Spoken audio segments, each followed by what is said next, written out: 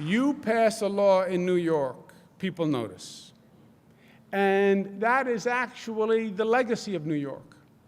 We've led on progressive issues almost from day one.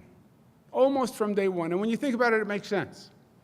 New York was a little more complicated. We were a little more diverse.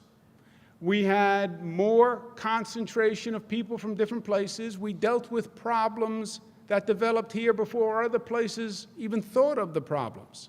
We had to figure it out first because it was happening here in a very intense, complicated environment. So it happened here first. We learned from it. We solved it. And then they watched us. And being that we were diverse and being that we had to figure out how to get people from all over the globe to coexist, we tended to develop a progressive philosophy first. So you look at a lot of the progressive movements, they started here. The workers' rights movement, workers' safety movement, that started here.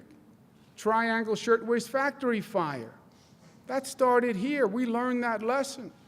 Environmental protection, that happened here, right here. Storm King Mountain, right here on the Hudson. We birthed the environmental movement. Gay rights movement, Stonewall in Manhattan in the 60s. Women's rights movement, Seneca Fall, they all started here. We passed marriage equality in this state 2 years ago. All the other states noticed.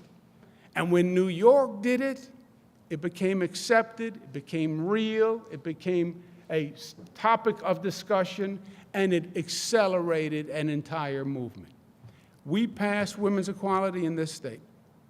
It will take first the most powerful point, which is the admission and the recognition of the problem.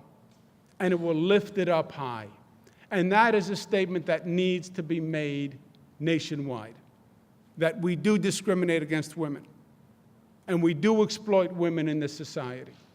And maybe it's painful to say, but it's also the first step towards resolution.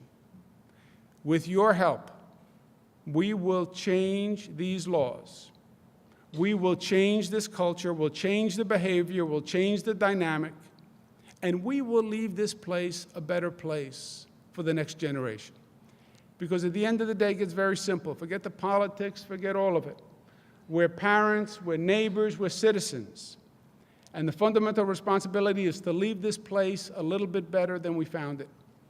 A little bit safer, a little bit cleaner, a little bit sweeter. To leave our children's home just a little bit better. And I want to leave this state a little bit better for my daughters, for yours, for your sisters, and for everyone who comes thereafter. 2 weeks, we can make it a reality. Thank you, and God bless you.